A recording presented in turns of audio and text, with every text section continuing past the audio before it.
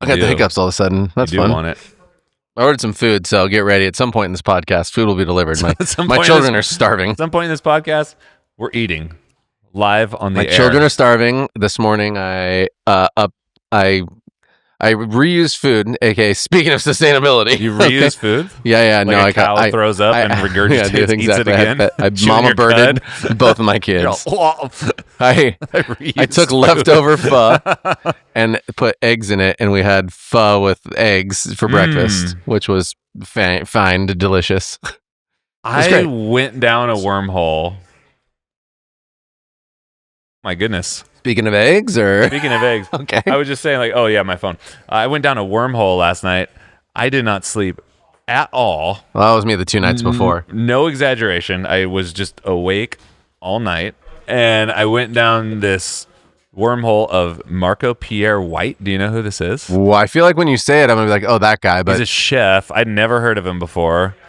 In Britain, grew up in Britain. He's came into his own in the early 80s, maybe. Okay. So far, nothing. I never heard of this guy. Okay. And I don't know what happened. I started watching a video because I was just doom scrolling YouTube. And there's a video of him making scrambled eggs. Okay. And the way he was speaking about the eggs was just like the most beautiful thing that I had ever heard. Captivated by egg talk. I was captivated by egg talk, and he was just talking about it was the way I used to find myself talking about coffee. Yeah. When I was really maybe he's the one in that perfect point of the bell curve where you're new enough to where everything's exciting. You said Marco Pierre White. Marco Pierre White. Yeah. So, and he was born in sometime in the 60s or something. So I'm watching him as a grown man speak on these eggs. Let me see the picture that you're looking at. Yeah, everybody guy? Else, yes. Yeah, okay. He looks like a rock star at the time. Right. So I went down this reverse wormhole to his youth because I'm always curious where things get started, and the guy is a full-blown maniac. Yeah, looks like he's a little wild in the streets. One of the comments on the video that I had originally watched, where he's just so calm and articulate, and he's making love to these scrambled eggs, essentially, was someone's just like, wow, this guy's really chilled out over the years. Oh. And that was intriguing to me. So this guy definitely helped people like Gordon Ramsay. So Gordon Ramsay, Curtis Stone. I learned all of this last night, so I'm a complete expert in my lack of sleep. Those two are major. Okay. Gordon Ramsay worked for him. Yeah, it looks like it. At a 2 Michelin star restaurant. He was at a 2 Michelin star restaurant and then opened a 3 Michelin star restaurant. Yeah. And I can't remember where Ramsay worked for him, but there's like this lore where he made Gordon Ramsay cry. Gordon Ramsay's like sitting in the that makes sense. Laying in the corner. You have to learn it at some point. Like crying, and there's these really ridiculous photos of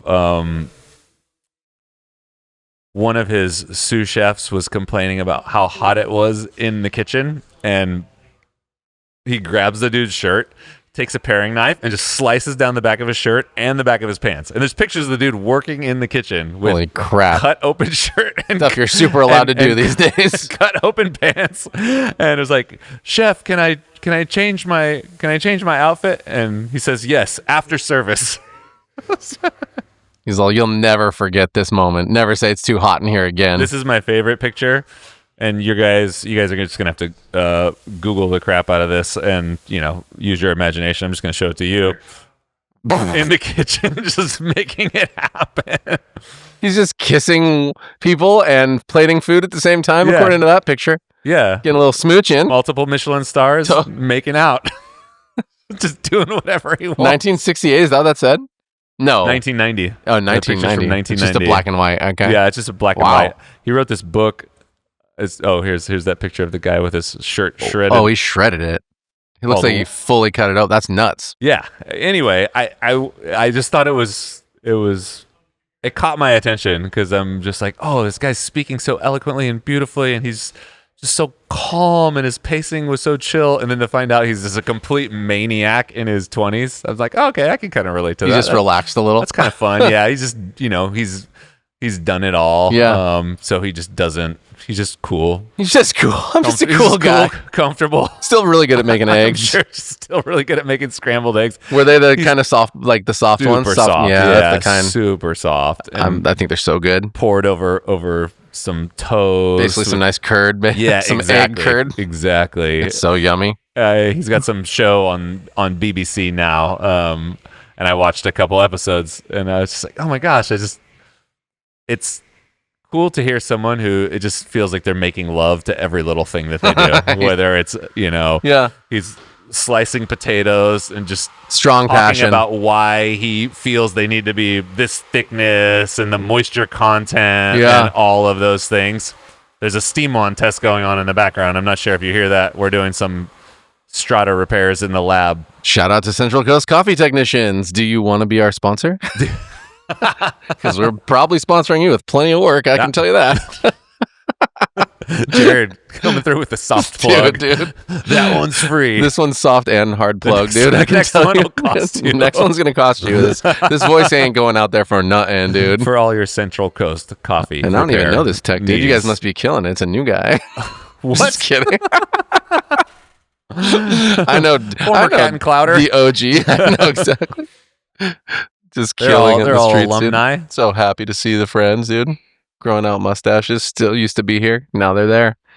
Anyway, I don't even know how I got on that tangent. I think I was just thinking about. You were up in the middle of the night. I was up in the middle of the night, but I was also thinking about. I love when people describe things like that they love, and people talking like that about coffee. I don't know. It got me pretty inspired. I like to see that. Get down with the detail situation. We sit in the office when we record this, and so people who we're doing other work come through, and then we say stuff to them. So just if you could use your imagination, there's multiple tables in here, multiple humans. It's a really live fire. I guess we could totally take a video. Live fire situation, and then I can see this is what it would look like. Yeah, this is what it's going to look like here in the office. And then you can see things like Leah. And don't forget about Chuck. Leah's psyching out of her mind right now. Chuck always wants to be on camera. Good to go. My girl's starving to death post-class. They want some food. Mark, you never know. Yeah. And then our future sponsor. Anyway, I'll go ahead and send that to Wise. Put on our story. So anyways, what do you guys want to talk about today on the internet? Oh, nothing? You guys aren't answering? Guess we'll plug it in for you. I'll wrap off the Marco Pierre White story with a fun fact. When he retired from his restaurant, or when he retired, because he's just, I want to retire. He wasn't even that old. He returned his Michelin stars. What? I guess you can give the stars back. What do you get, reimbursed? Like just to the guy. Say like, hey, these stars are yours now. The restaurant is just... I don't trust my team. Clean slate. Well, he left and just was just like, I'm done. And I guess part of the quote that I read was, it was a very important thing for him for a very long time. But at the end of the day, he felt like he spent a lot of time trying to prove something, and ultimately decided that the people that were judging him were way less skilled than him. So what does it mean anyway? I'm sure he's sometimes. not wrong about that. Yeah. This dude is, but he was classic Ratatouille. So there were a lot of parallels. I looked into it. I went down another Wikipedia rabbit hole because he seems like a combination of the kid. Like when you read about his early life, and he tells a story about the guy who gave him his start was a food critic who came into his restaurant that was not doing well, and this was the biggest food critic in Britain, and asked the chef to come out,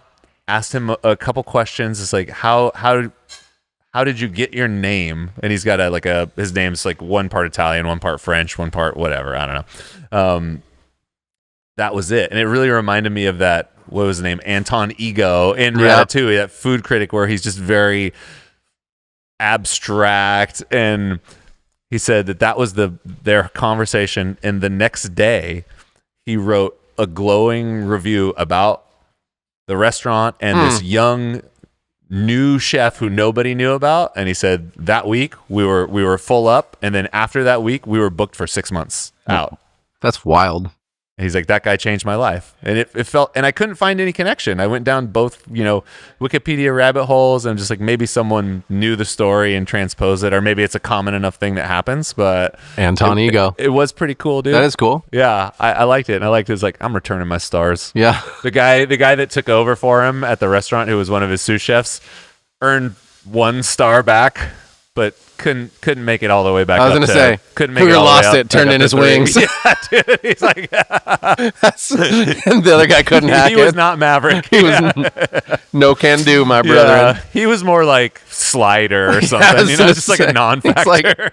Actually, he was Wolfman. Trying super hard, but he couldn't pull it off. Like, this is super hard. I'm just a pilot. I'm good enough to be out here flying, but I'm not a hero or anything. No, I'm like less than a 1-star guy. I'm just a guy. I'm a 1-star guy. Happens, dude. Oh, and then I read about these. Oh, you'll love this. This is what I wanted to tell you about. This is what I thought about you when I was reading this, in terms of how insane would it be if we did the cafe like this. So there's 3 stars, and then for anybody who knows this, forgive me because I'm going to butcher this whole thing.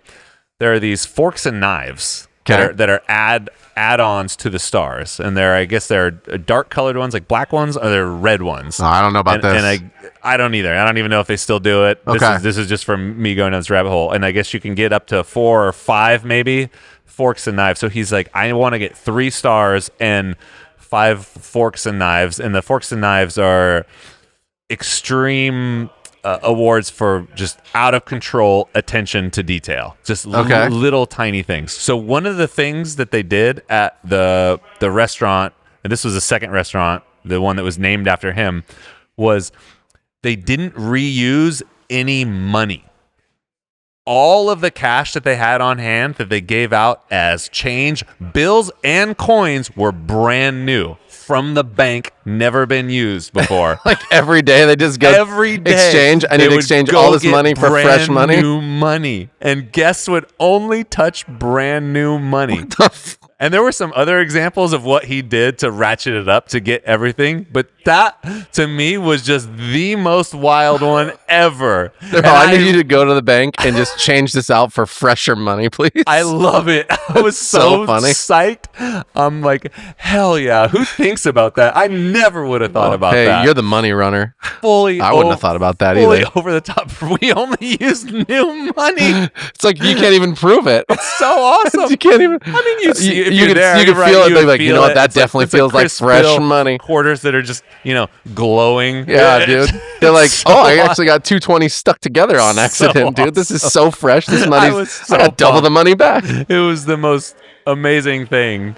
Worth two forks. It made he got up to the total. It was either 4 or 5. I can't remember, but he ended up getting all of the forks and knives, and it's like the highest rating level or accolades level that you can get. Shout out to Forks and Knives, the Michelin guide. Dude, that's wild. So just a pro tip for anybody running a cafe out there that's trying to level up their service experience.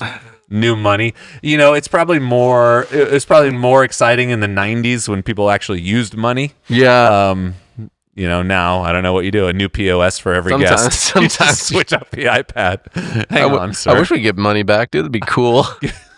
Give it just have it and have some Bitcoin. Let's get back that. We could do that. I don't want to do that. We could figure that out. Freshest money around. The freshest money around. Not only is it the freshest coffee and cappuccino, it's the freshest money too. The freshest money around. We could get some fresh oxygen. We can get you like a nice shot of O2 when you get off. We pump new air into the cafe every 15 minutes. The air that you're breathing in here is fully rare. Cycled. You're like, wow, this feels really nice in here always. It feels so good. I feel rejuvenated. The ambiance is just. Call that pure O2. It's crazy. It's an oxygen bar. Yeah, dude. Come in. Yeah, dude. I'm recognizing homeboy from used to be in the roastery. Mm-hmm. Yeah. Went back over the hill and he's back again, dude. You can never leave the coffee industry. You never can. You just shift positions. Like maybe you're a tech, maybe you're a roaster, you maybe you open a cafe, maybe you're a green buyer. It'll trap you for life. What's the most ridiculous thing you've seen in a cafe to that effect? Well, I'm trying to think. Nothing too crazy. Nothing that crazy. No, right? I feel like the craziest thing they attempted to do was like that Abbott Kinney Intelli where they're like trying to serve, like make you wait and have a machine for every guest. Yeah, that was a cool That one. was an attempt at being a little wild. Yeah. Mark's got thoughts on that.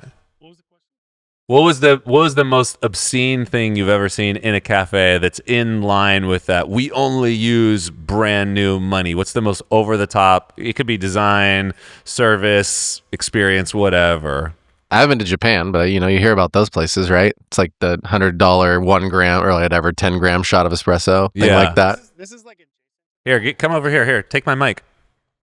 This is kind of adjacent to that. I'm not going to name the place that I saw this happen because they are still open and operating. But they had like one of the brand new first in the wild that I'd seen Mauser grind by weight grinders. And this is probably like 4 or 5, maybe even 6 years ago.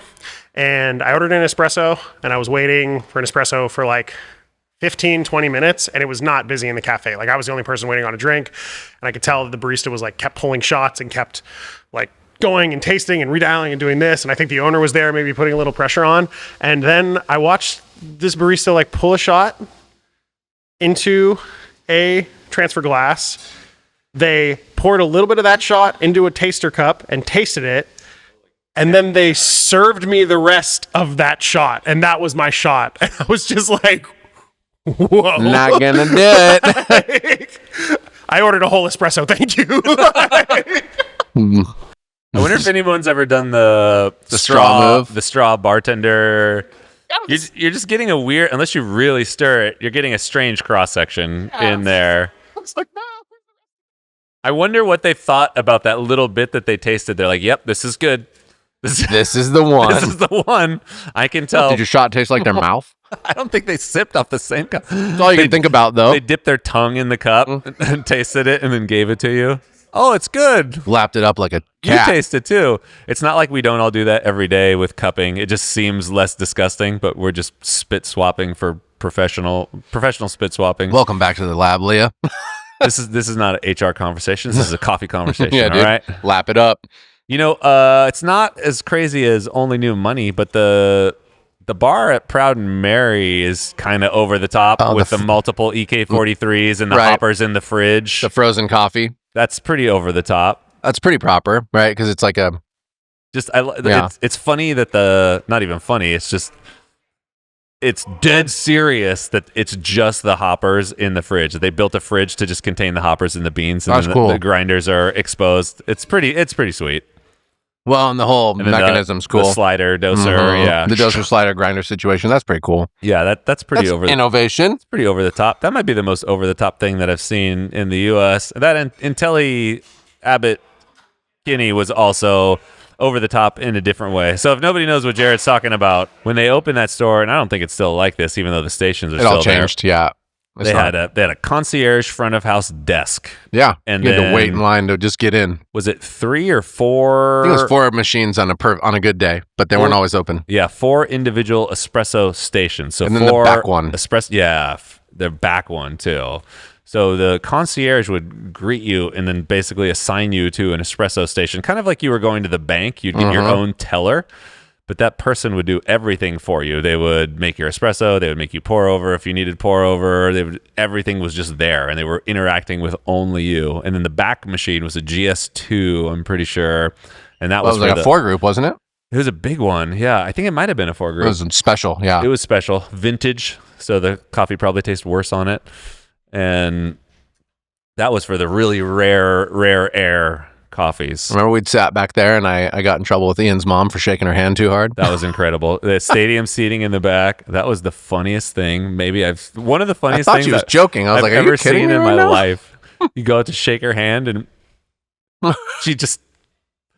Jared shakes her hand and it just looked like a regular handshake. It was definitely a mellow regular handshake. She's an old lady, but it was a mellow handshake. And she just pulls her hand back, looks at him just so disgusted. Her mouth was like dropped open. Aghast. And she pulled Ian to the side and told him he does not know how to shake a lady's hand. I was like, whoa. Reprimanded her son right over me. That was the best part is Ian got in trouble. Why don't you talk to your stupid friend? And then she stayed away from me the rest of the day. I was like, I'm pretty much the nicest guy. I don't know, dude. What's going on? Plus your son's car smelled like cigarettes. Ian was smoking cigarettes the whole time down in the CRV. We all had smoked out we all had sinus issues for that trip. That was great. Wow. Yeah, you can find me ripping up a moonwalk somewhere on the internet from that trip. Seating in the back of that store. That's pretty cool. That was the only place to sit. Yeah. Stadium seating, nowhere else. I think ideas like that are great until everybody realizes that you're not making any money, and then the powers that be say, yeah, we got to figure this one out. Yeah, and then there's nothing to... I mean, that place is very... I'm sure they've changed it. I'd be interested to go and see what it looks like. Well, it's a Blue Bottle now. Oh, is it? Isn't it? Oh, I don't know. Maybe I'm tripping. I went in there when it was an Intelligentsia. But maybe it's still an Intelli. They still had the bar set up, but they had just moved to a more traditional service where you just stand in line. I'm probably wrong. Right? Intelligentsia. I mean, you might be right. Nah. I mean, the Handsome is now a Blue Bottle. That's true. Whatever. I know that for sure. Intelligentsia... Whatever. That was, I mean, you picture, they had to have added seating because the thing is at the time, I don't know even where if they adapted, put it. That's what I'm saying. It's like you're kind of pigeonholed in that space unless they pulled out some of the machines and changed it to seating. Intelligentsia, what, Venice is what it would be? Let's see, Venice Coffee Bar. I want to see if there's any pictures. Whatever. It looks like kind of the same. Cool. I couldn't tell you. I'll have to look it up another way. Yeah, I feel like you need There's to definitely be stadium seating, but now it's bar top seating back there. I can see that for sure. And man, it truly is like a big nothing. Not saying nothing, don't get me wrong, but just a bunch of like it's clear counter space. And then in the back is the stadium seating, which now is just bar seating.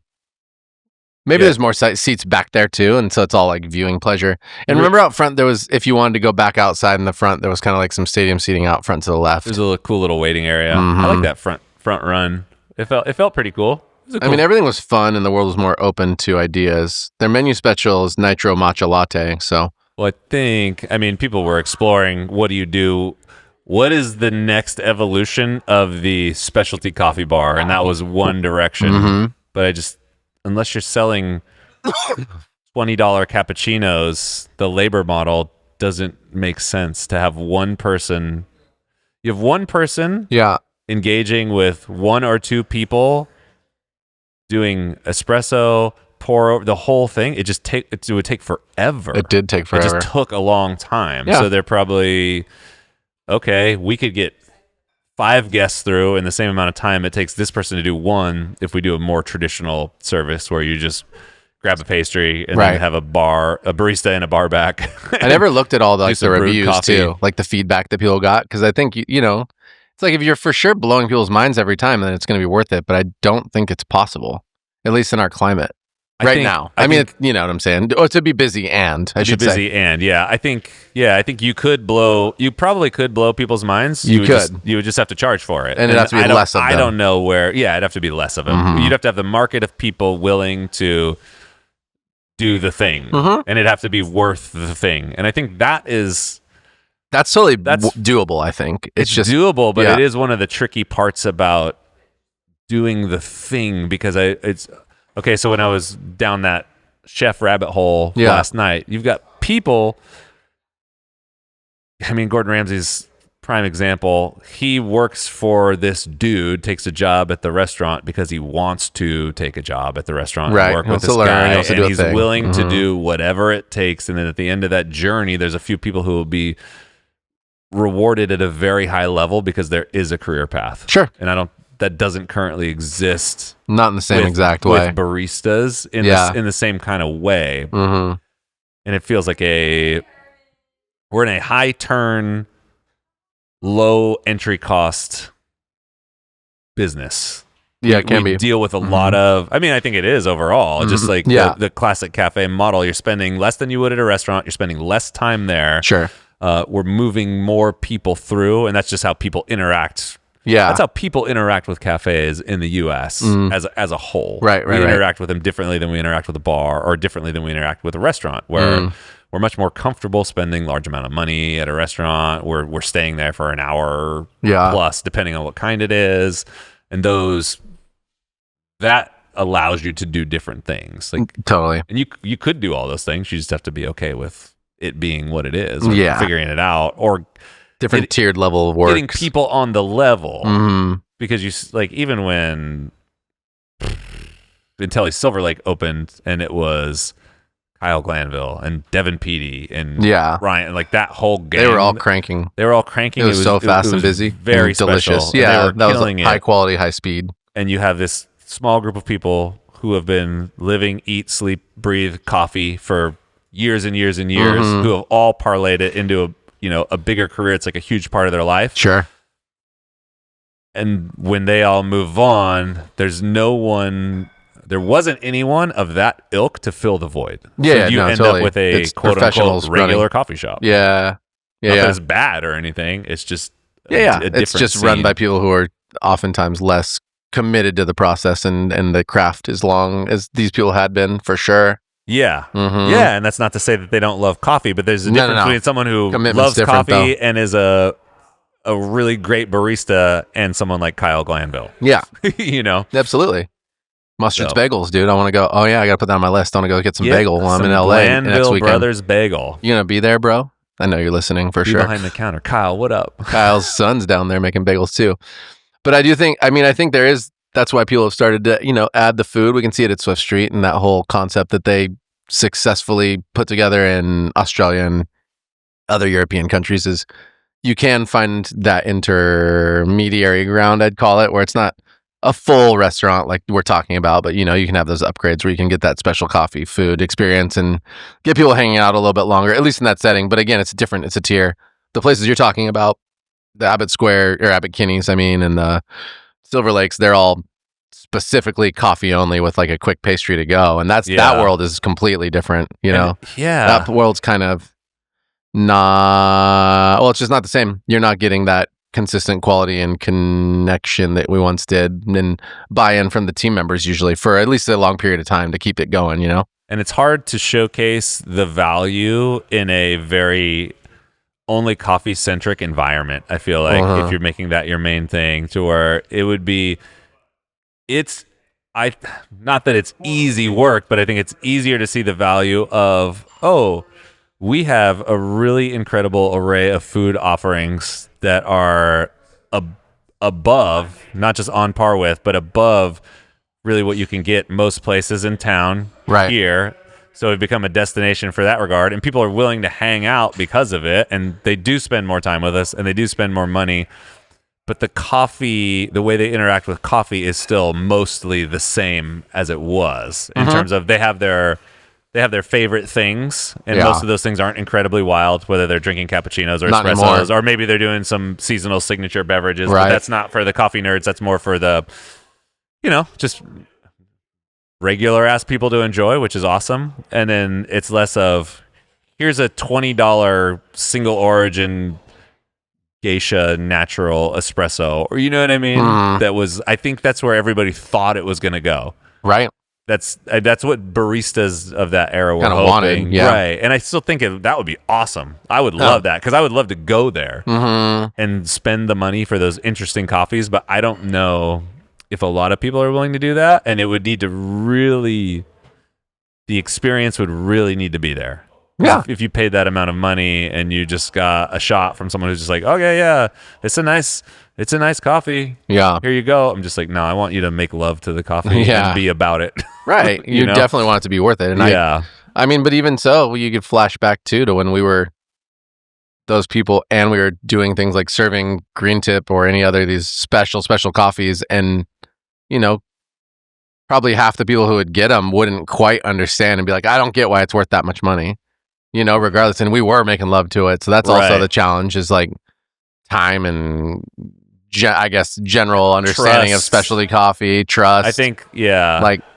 And also just preference. I get it. And that's a whole thing. But then we're getting off the deep end in terms of how do you even convince like a whole world to care about something, and you just can't in some regard. But what people do have seemed to have done is they started to acclimate the experience to try to hit, specific demographics and styles of people. And I think that's where the changes come from what I'm seeing. It's like the general quality of coffee is higher. We've talked about that many times as far as like a benchmark when it comes to specialty.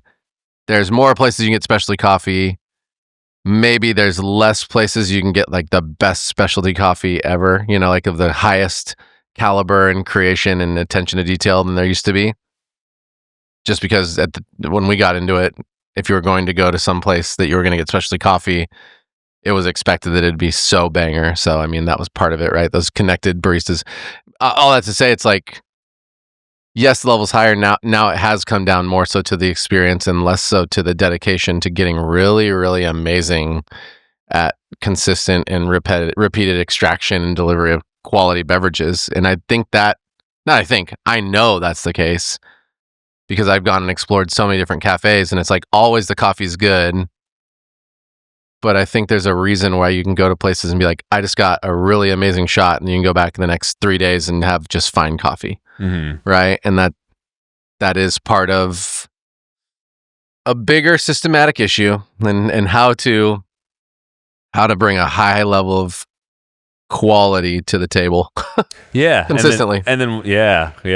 And then there's always the style. Like, what do you, right. You know, I think people are more open to, I don't know if there's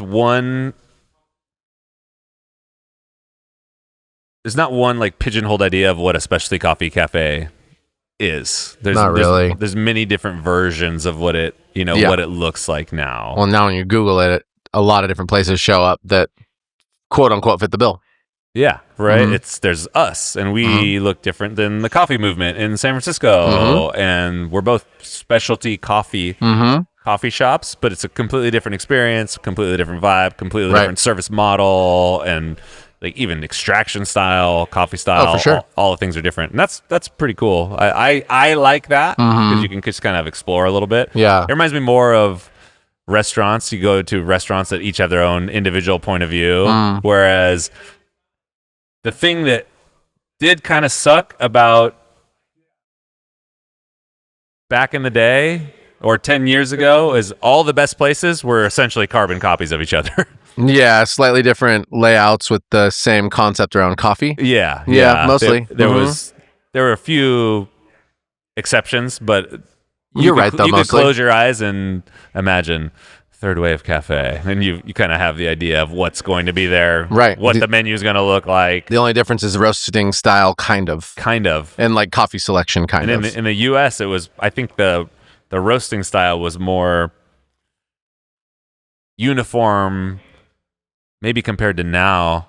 For sure, compared to now. Now you got there's a spectrum for sure, range, yeah. But I think what changed the game then was the sourcing. It was like certain people had different coffees, and it was really fun to taste those coffees. That is true. And now a lot of people, you see a lot of the same coffees. A lot of the same coffees, regardless of who you're getting it from, because of whatever reason. I don't need to comment exactly on how or why that happens, but that's a thing. It's like, oh yeah, everybody's like, oh, you've got Nestor's coffee. It's like, yeah, you got Alita, you got Wilson, whatever, Wilfred Lamass's coffee. You got,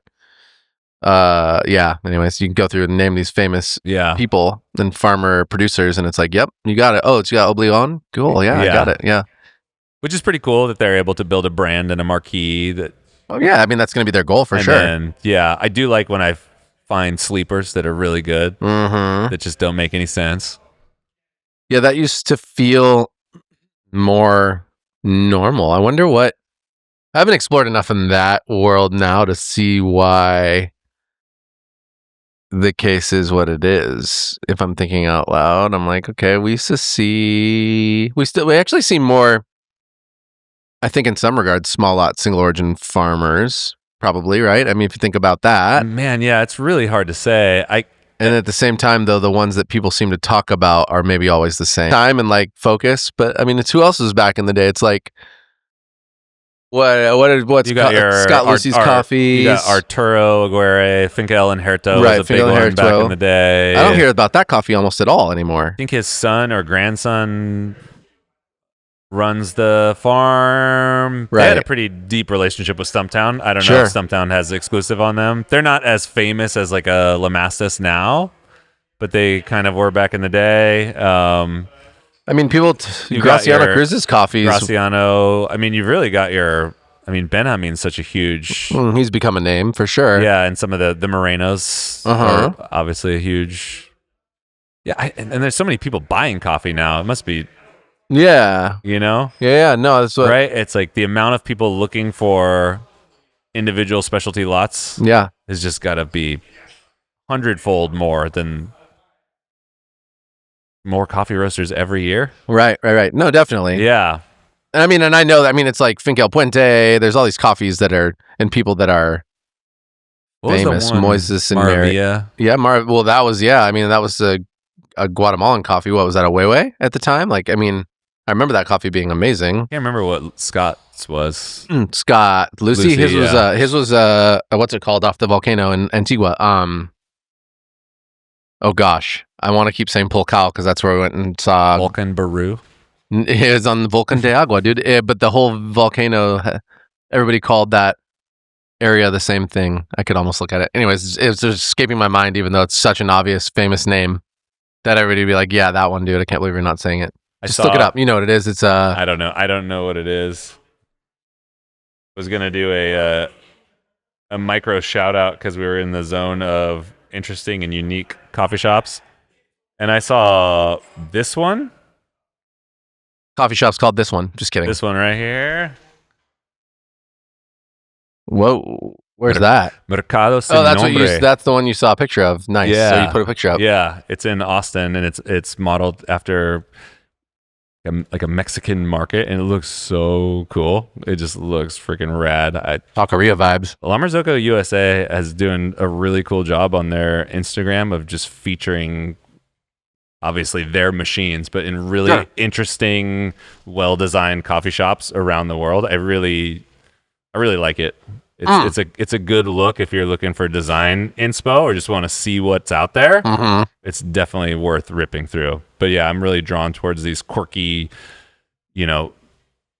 just like they got the milk crate tables, the old school Coke, nice. Coke menu sign. I saw the Coke menu sign. I like that. Little walk-up door. And then on the food, like, look at that egg. It doesn't even look real. It doesn't look the real. colors look amazing. Is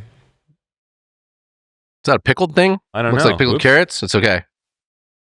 Volcan de Agua. I'm looking it up because I got to. We're finding the coffee that you will never taste. Yeah, well, But maybe you have. You can think about it. Or coffee. Let's see. In Antigua. I have to do it. Because it's such a famous name, you're going to be like, oh, yeah, that one.